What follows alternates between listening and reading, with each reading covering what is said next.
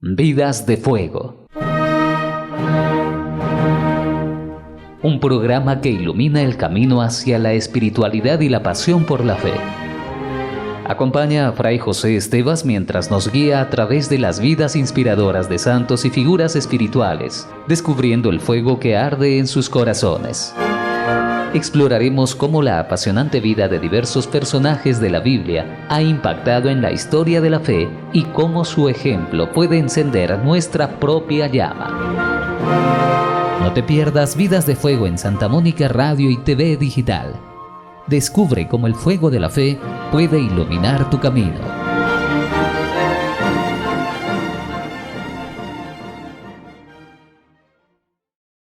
Amigos, amigas de Santa Mónica Radio, ¿cómo están? Nuevamente con ustedes para dar la bienvenida al Padre José Estevas Martínez, agustino Recoleto de la Parroquia Santa Mónica, quien nos acompaña con Vidas de Fuego.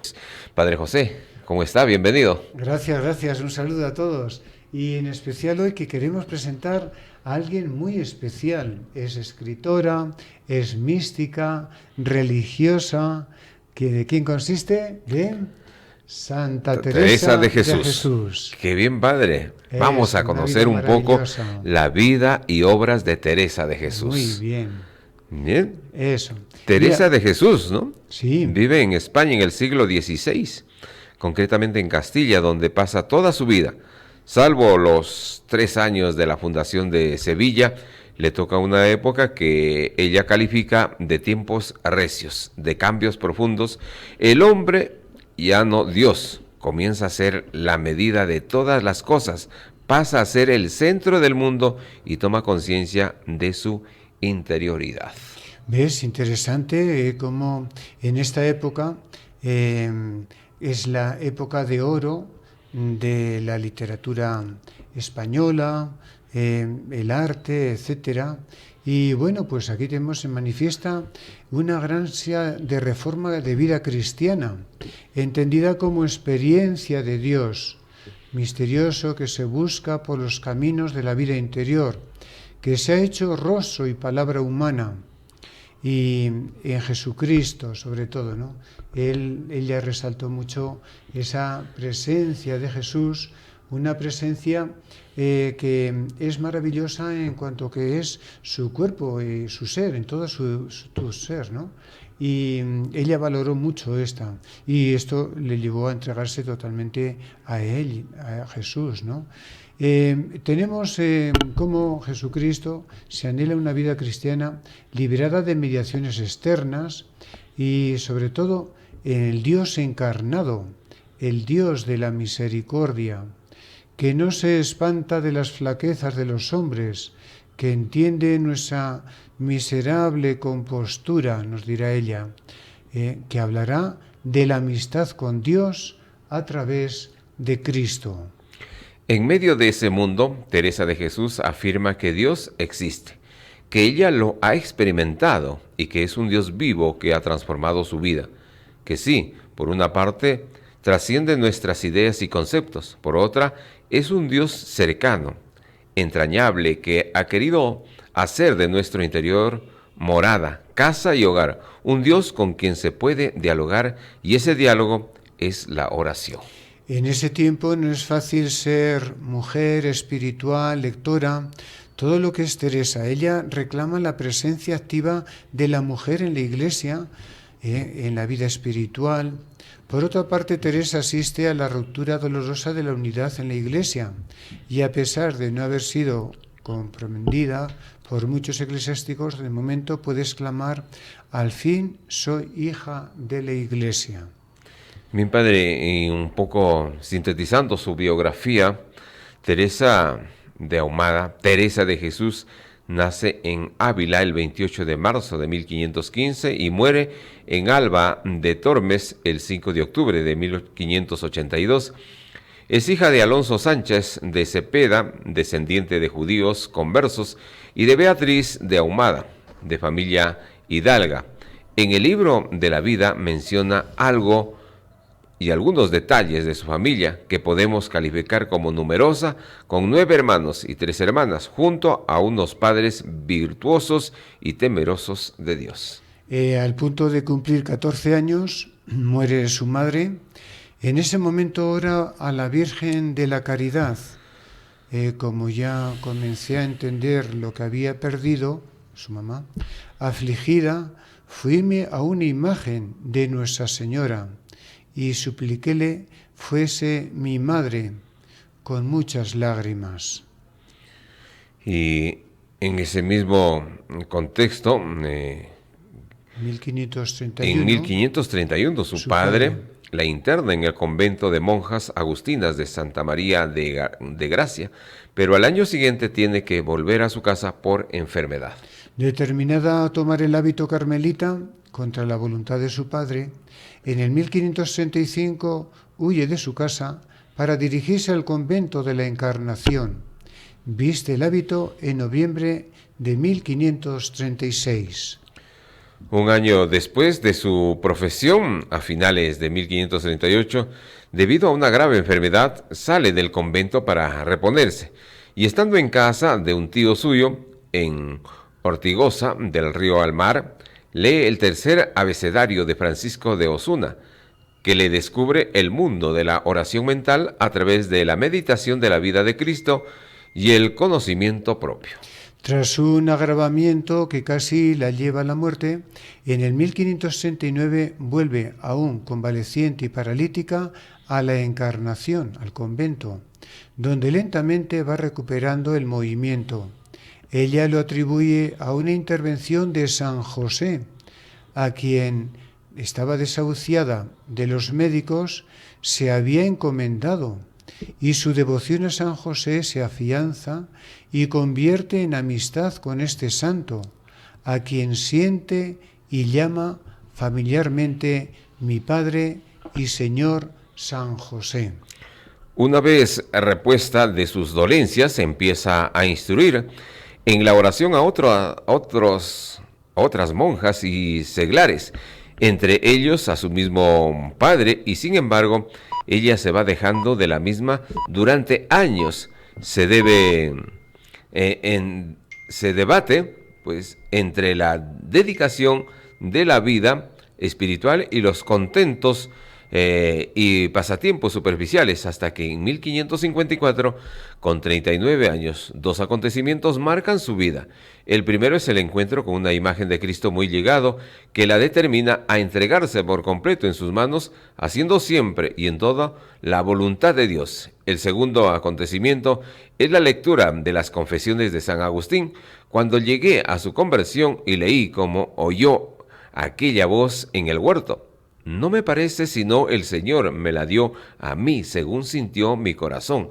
Estuve por gran rato que toda me deshacía en lágrimas.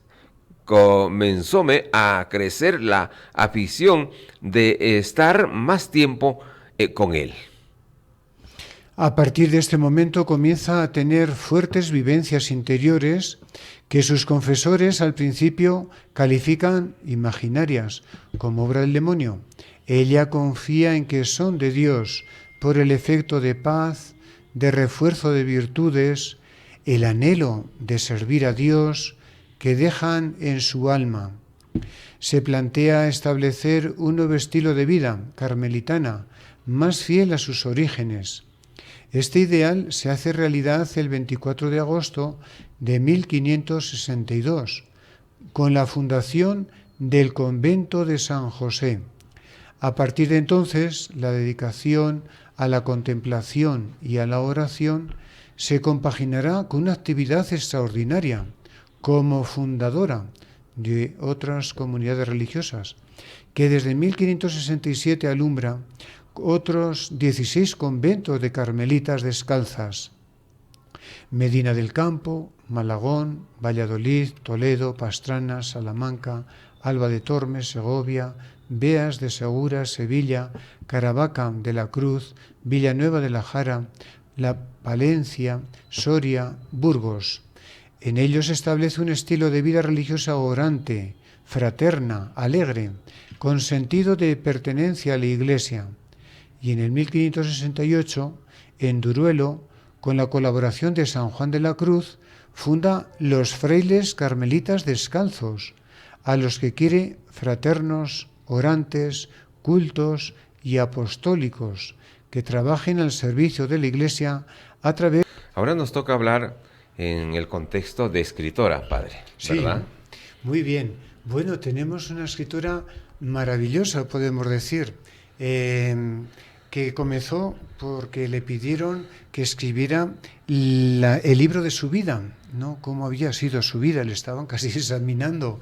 Y bueno, ahí no lo aceptaron tan rápido, pero vieron una obra maravillosa, ¿no? Y luego, pues, escribió poesías, escribió sus experiencias místicas, enseñó a través de sus libros lo que es la oración y cómo orar, ¿no? La frase tan bonita de Santa Teresa de Jesús respecto de la oración es, ¿qué es orar? Es tratar de amor con quien sabemos que nos ama, ¿no? Estando mucho tiempo tratando de este amor, ¿no? Pero bueno, vamos a presentar un poquito como escritora, ¿sí? Adelante.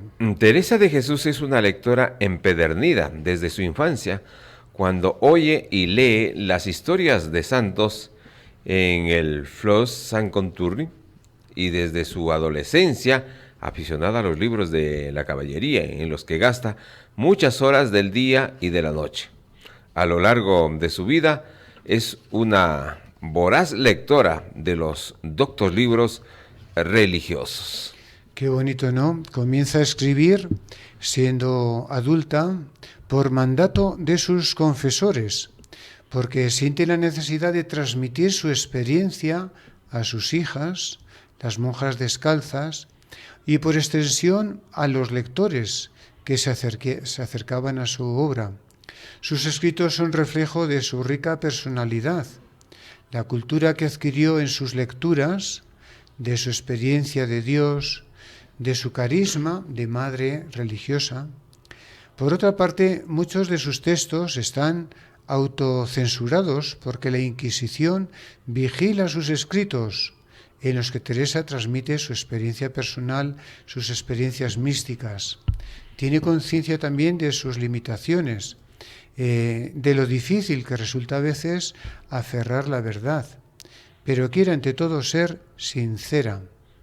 Ahora y entonces puedo errar en todo, mas no mentir, que por la misericordia de Dios ni por cosa del mundo dijere una cosa por otra. Bien, padre, y estos son sus escritos, pues que el libro de la vida, escrito en su redacción actual, ¿no? Sí. 1565, en él nos quiere abrir su alma y contarnos muy por menudo y con claridad mis grandes pecados y ruin vida, mas mis confesores no han querido antes, atándome mucho en este caso, ¿no? Otro libro interesante es Camino de Perfección, mi librillo, como le llamaba la Madre Teresa. Fue redactado 2 veces. Uno tenemos, autobiografía del Escorial y Valladolid. En él Teresa expone su proyecto de reforma, formar pequeñas comunidades de buenos amigos que con su vida de fidelidad al Evangelio puedan ayudar a la Iglesia. El medio para ello es la oración, entendida como ejercicio de amor a Dios, que se contrasta en el amor al prójimo y que implica una actitud de desasimiento necesario para entregarse a los demás y de menosprecio de la honra como secreto de la verdadera humildad. Finaliza la obra con un comentario del Padre Nuestro. Y otro libro, Las Fundaciones. Es el libro histórico por excelencia de la Madre Teresa, y así se puede entender como continuación del libro de la vida.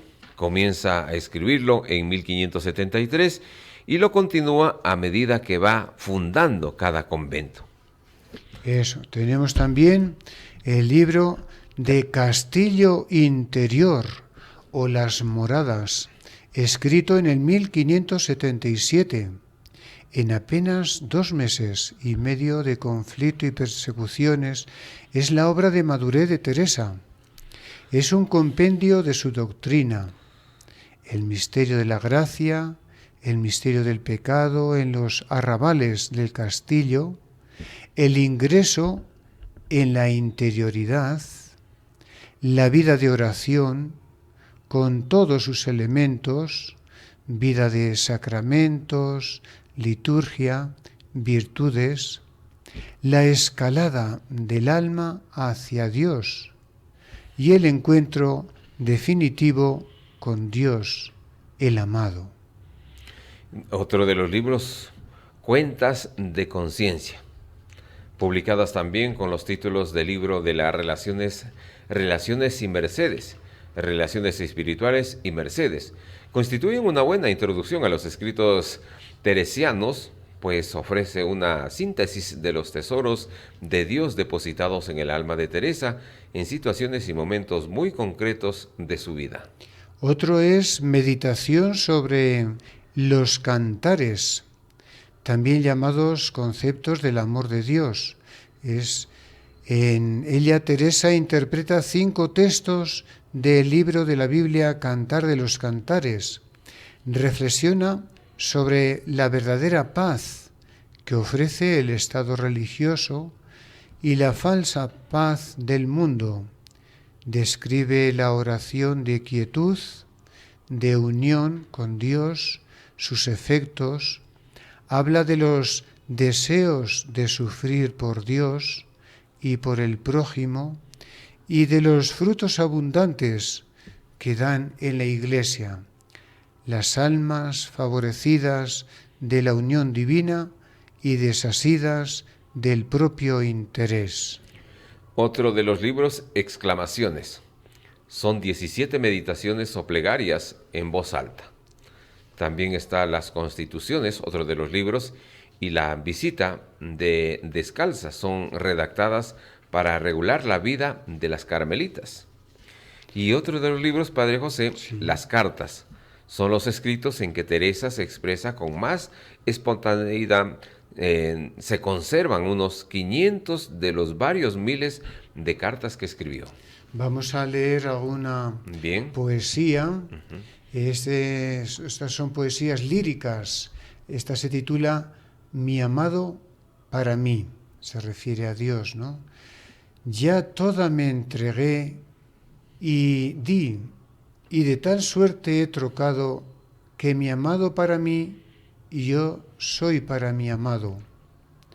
Cuando el dulce cazador me tiró y dejó herida en los brazos del amor, mi alma quedó rendida y cobrando nueva vida, de tal manera he trocado, que mi amado para mí y yo para mí amado, hirióme con una flecha enarbolada de amor, y mi alma quedó hecha una con su Criador.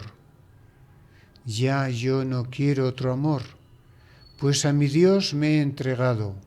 Hablando de esta importante obra de esta santa Teresa de Jesús. Vamos a ver el poema Alma, buscarte has de mí. Alma, buscarte has en mí, y a mí buscarme has en ti. De tal suerte pudo amor, alma, en mí te retratar, que ningún sabio pintor supiera con tal primor tal imagen estampar. Fuiste por amor criada, hermosa, bella, y así en mis entrañas pintada, si te perdieres, mi amada, alma, buscarte has en mí. Que yo sé que te hallarás en mi pecho retratada y tan al vivo sacada, que si te ves te holgarás, viéndote tan bien pintada. Y si acaso no supieres dónde me hallarás a mí, no andes de aquí para allí, sino si hallarme quisieres, a mí buscarme has en ti. Porque tú eres mi aposento, eres mi casa y mi morada. Y así llamo en cualquier tiempo, si hallo en tu pensamiento estar la puerta cerrada.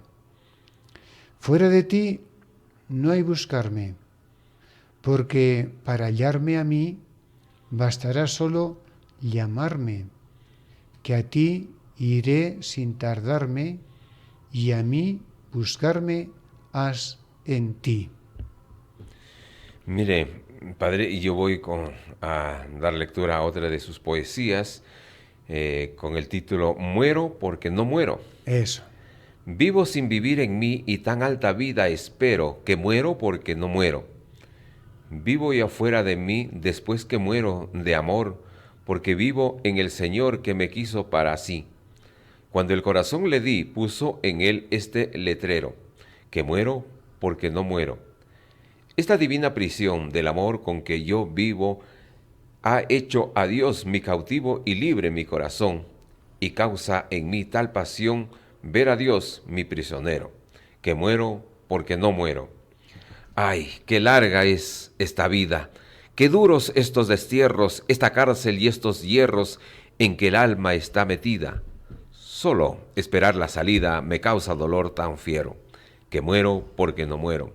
Ay, qué vida tan amarga, no se goza el Señor, porque si es dulce el amor, no lo es la esperanza larga.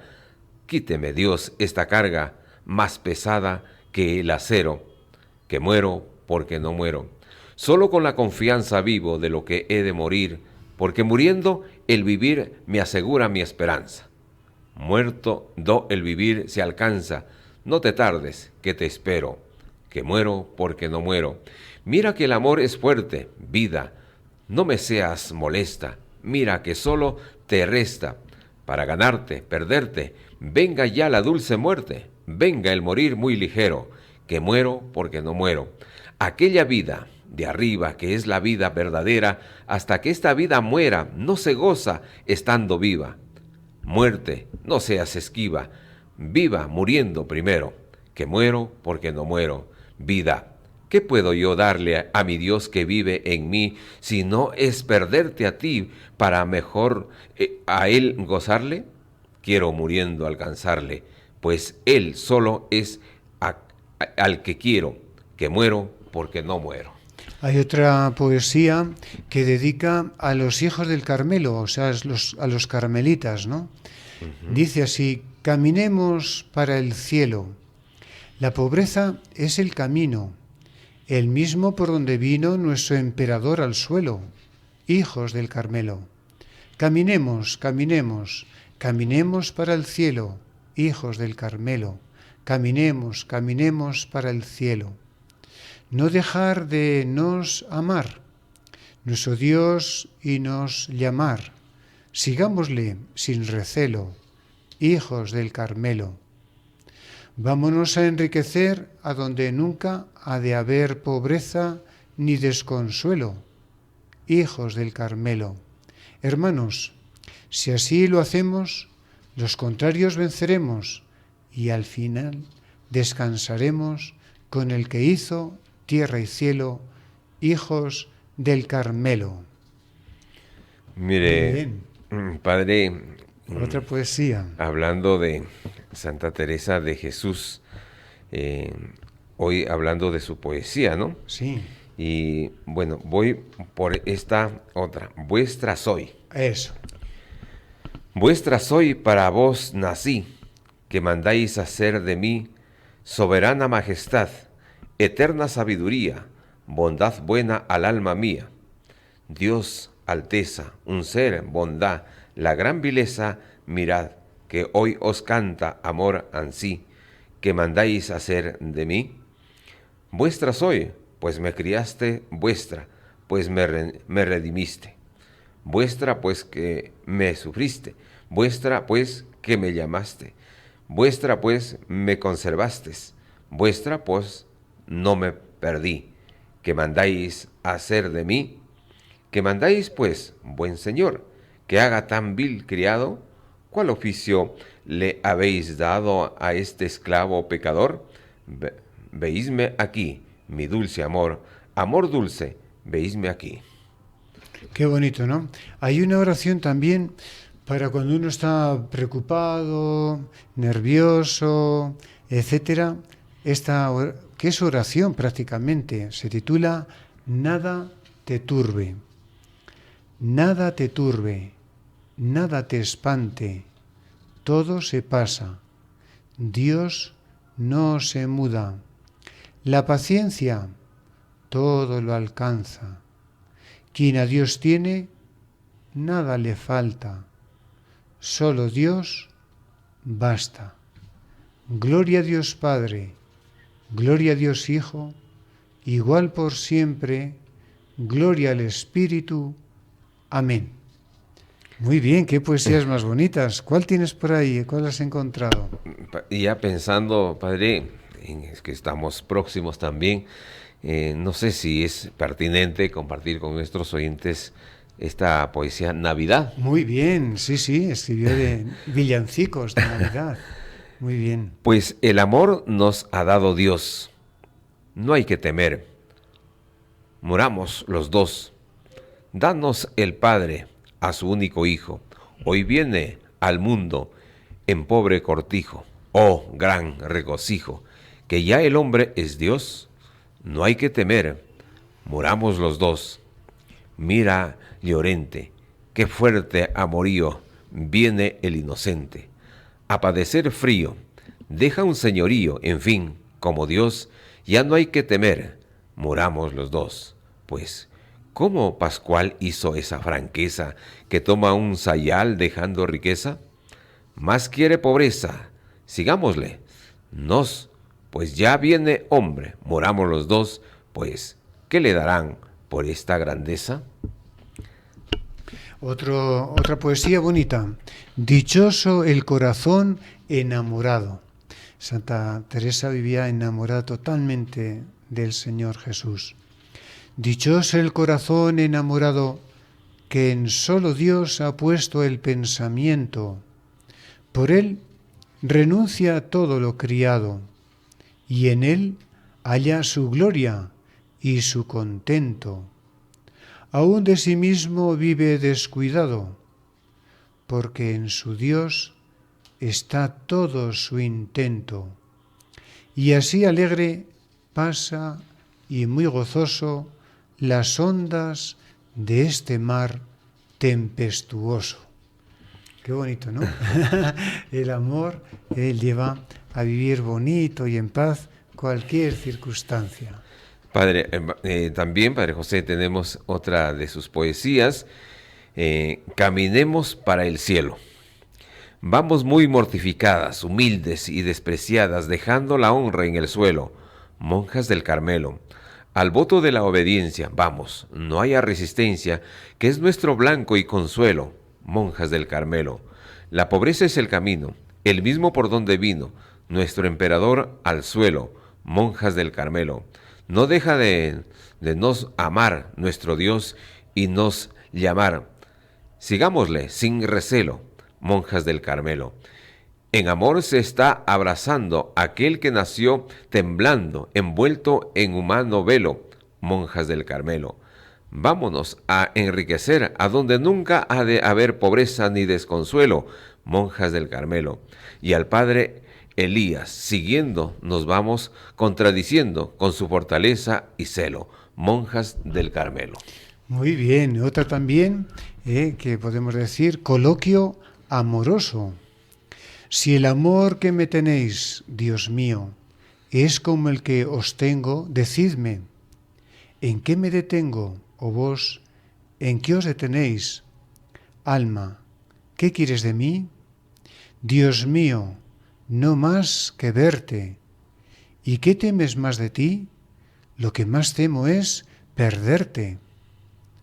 Un alma en Dios escondida, ¿qué tiene que desear sino amar y más amar? Y en amor toda escondida, tornarte de nuevo a amar. Un amor que ocupe, os pido, Dios mío, mi alma os tenga, para hacer un dulce nido a donde más la convenga. Qué bien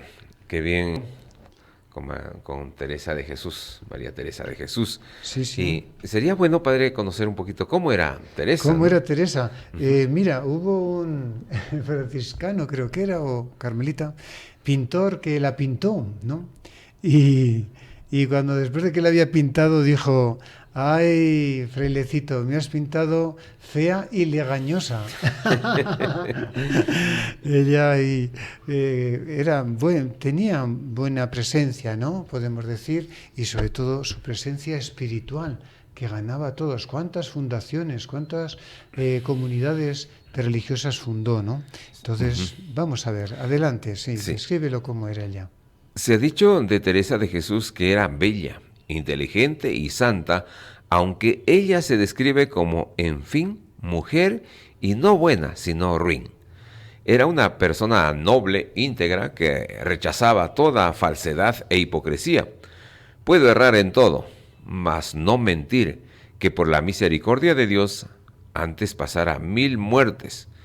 Inclinada a la amistad, extrovertida y graciosa en su conversación, era delicada, generosa y sensible a los favores. Ella misma afirma que esto que tengo de ser agradecida debe ser natural, que con una sardina que me den me sobornarán, dotada de un especial don para atraer a los mejores colaboradores, decía de ella el padre Gracián, que era tan apacible y agradable que a todos los que trataban con ella atraía tras así y la amaban y querían. Era profundamente religiosa y a la vez práctica, enérgica, tenaz, trabajadora y sacrificada, decía el obispo de Mendoza, que se compromete de tal modo que conseguir en este contexto lo que comienza. Fue amiga de las letras y de los buenos libros y buscaba el consejo de los buenos letrados. Era mañosa en las labores caseras y hasta entre los pucheros, donde percibe también la presencia de Dios. Fue una mujer alegre. Para ella, un santo triste es un triste santo. Eso. Un santo triste, ¿no? Un triste santo. Fue una persona de contrastes. Contrastes, total. Contemplativa bien. Y activa también. Eso, muy bien. Y tenemos aquí la unión mística. Los místicos, esa unión total del alma con Dios, ¿no? Santa Teresa y San Juan de la Cruz no solo fundaron conventos, sino que diseñaron un nuevo sistema místico, porque si Santa Teresa enseñaba el cómo de la más alta vida mística, San Juan de la Cruz el qué y por qué de ella. Entonces Santa Teresa es el cómo y San Juan de la Cruz es el qué y por qué. Nadie ha llegado tan lejos como Santa Teresa en la descripción del fenómeno místico, de la unión del alma con Dios. En este estadio místico inefable, Dios se enseñorea totalmente del alma, o si se quiere, el alma ama a Dios plenamente, convertida en Él. Se reduce a un estado de pasividad en que se pueden discernir 3 fases: la unión simple del alma con Dios, el desposorio o unión plena y matrimonio o unión transformante. En la primera breve en duración, pues nunca llega a media hora. Dios está unido a la esencia del alma. Es, por lo tanto, la unión de las 3 potencias, más el sentido interior, imaginación, inteligencia, voluntad, etc., suspendidos temporalmente aniquilados, es el no entender entendiendo, pues convierte al alma en boba del todo para imprimir mejor en ella la verdadera sabiduría. Se suspende todas las facultades humanas para descubrir la presencia de Dios, ¿no? Supone la purificación del alma de todas las operaciones corporales, aprehensiones, afectos y pasiones, de modo que es como una muerte sabrosa al mundo, retomando la imagen por excelencia del castillo. Diremos que en este estadio el alma se dirige al castillo para encontrarse con el futuro esposo. Una vez el alma está profundamente enamorada y dispuesta a soportar las pruebas prematrimoniales. La unión plena implica que Dios desciende y toma el alma, a manera que las nubes cogen los vapores de la tierra y levántala toda de ella y llévala consigo. Comiénzala a mostrar cosas del reino que le tiene preparado. En este punto, las potencias y sentidos interiores están totalmente embebecidos en y por Dios, muertos simbólicamente para sí, vivos en y para Dios. El desposorio es el equivalente de la unión estática, que implica ascenso del alma, descenso de Dios.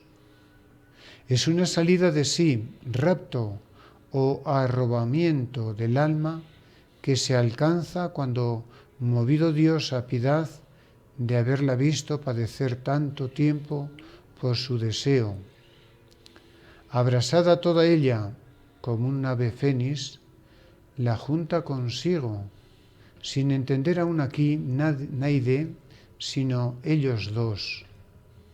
El alma no entiende, pero está viva y despierta a todo lo divino.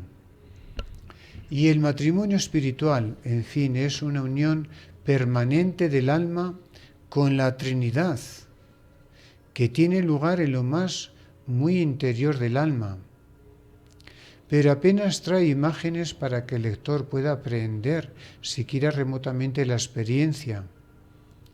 Únase a ello la dificultad de combinarlo con el misterio de la Trinidad, porque precisamente en el matrimonio espiritual al alma se permite Santa Teresa utilizar la imagen de las llamas de dos velas, el alma y Dios unidas, el pábilo y la luz y la cera en todo uno. Obviamente unión desigual, pues la criatura se ha unido a su Creador, por lo que el alma se entrega al servicio de Dios. El efecto teológico inmediato es que la vida activa y la contemplativa van de la mano. Aquí una frase: váleme Dios que desatino tan grande que ponen los religiosos su honra en cositas que yo me espanto. Esto es lo que no sabéis, hermanas, más queriéndoos decir, porque os guardéis de ello. Sabe que en las religiones tienen sus leyes también de honra, van subiendo en dignidades como las del mundo. Los letrados deben de ir de sus letras, y el que ha llegado a leer teología no ha bajado a leer filosofía, que es un punto de honra, que ha de subir y no bajar, y aun su seso, si se lo mandase la obediencia, lo ternía por agravio. Yo habría muchos que tomasen por él, enfrenta y luego el demonio descubre razones que aún la ley de Dios parece tener razón. Qué lejos la santa abulense de estos puntos de honra, máxime cuando fue objeto de controversias, desprecios, calumnias, injurias y difamaciones, incluso por miembros de su propia regla. Bien, padre, interesante de lo que hemos tratado hoy en Vidas de Fuego, Santa Teresa de Jesús, incluida su vida, su biografía, pero también su poesía, ¿no? Eso, Su muy poesía. bien. Una santa maravillosa. Ella, como ha dicho antes, tenía mucha devoción a San José. Dice, todo lo que le he pedido a San José me lo ha concedido. Ella vivía unida totalmente a Cristo y así dio tanto fruto, ¿no? Qué bien, Padre. Así terminamos nuestro programa de hoy con esta obra maravillosa de Santa Teresa de Jesús. Muy bien, Padre. Será Bueno, hasta que nuestro Santa- próximo programa. Eso, Santa Teresa nos bendiga a todos. Vidas de Fuego. Un programa que ilumina el camino hacia la espiritualidad y la pasión por la fe. Acompaña a Fray José Estevas mientras nos guía a través de las vidas inspiradoras de santos y figuras espirituales, descubriendo el fuego que arde en sus corazones. Exploraremos cómo la apasionante vida de diversos personajes de la Biblia ha impactado en la historia de la fe y cómo su ejemplo puede encender nuestra propia llama. No te pierdas Vidas de Fuego en Santa Mónica Radio y TV Digital. Descubre cómo el fuego de la fe puede iluminar tu camino.